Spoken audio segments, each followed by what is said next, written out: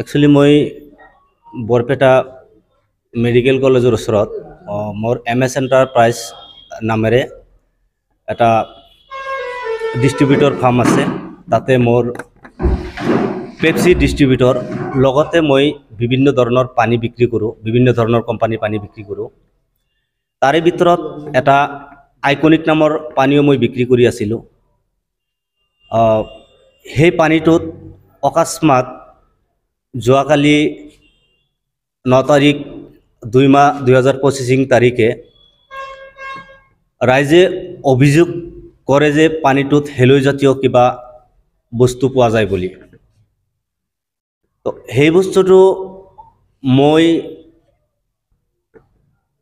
হেলয়জাতীয় দ্ৰব্য থকা বুলি মই দেখিছিলোঁ, মই নিজেও বস্তুটো প্ৰত্যক্ষ কৰিছিলোঁ। কথাটো হয়, কিন্তু দুৰ্ভাগ্যজনক কথাটো হ'ল মোৰ নিচিনা বৰপেটা ডিষ্ট্ৰিক্টত আৰু আইকনিক ব্ৰেণ্ডৰ বহু ডিষ্ট্ৰিবিউটৰ আছে। মানুহবিলাকে বেলেগ বেলেগ ডিষ্ট্ৰিবিউটৰৰ পৰা, গ্ৰাহকে বেলেগ বেলেগ ডিষ্ট্ৰিবিউটৰৰ পৰা পানীবিলাক আনিছিলে।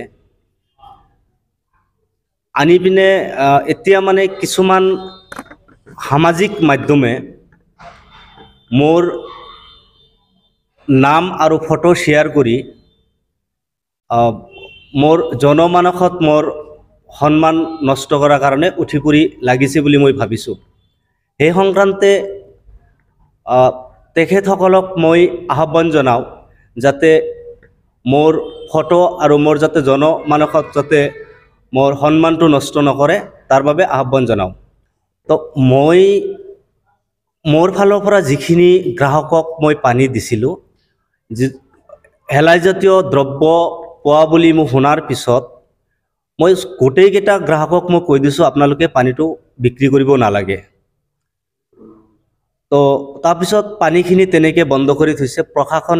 প্ৰশাসন আহিছিল, প্ৰশাসনীয় ব্যৱস্থাও লোৱা হৈছে ৰাইজৰ ফালৰ পৰা। আৰু মই ৰাইজৰ লগত থাকি পিনে কোম্পানীৰ এগেইনষ্টত একচুৱেলি প্ৰতিবাদ আগতেই হ'ব লাগিছিলে, কিন্তু কৰা হোৱা নাই। এতিয়া মই ৰাইজৰ হৈ যিমান দূৰ পাৰোঁ আইনগতভাৱে ব্যৱস্থা ল'বলৈ মই ৰেডি আছোঁ। মই কোম্পানীৰ লগত এই ক্ষেত্ৰত কোম্পানীৰ লগত যোগাযোগ কৰিম। যোগাযোগ কৰাৰ পিছত যদি কোম্পানীৰ পৰা মই কোনো সদুত্তৰ নাপাওঁ, কোম্পানীৰ ওপৰত একশ্যন ল'বলৈ আমি ৰাইজৰ ফালৰ পৰা লগত মই থাকি একশ্যন ল'বলৈ বাধ্য হ'ম।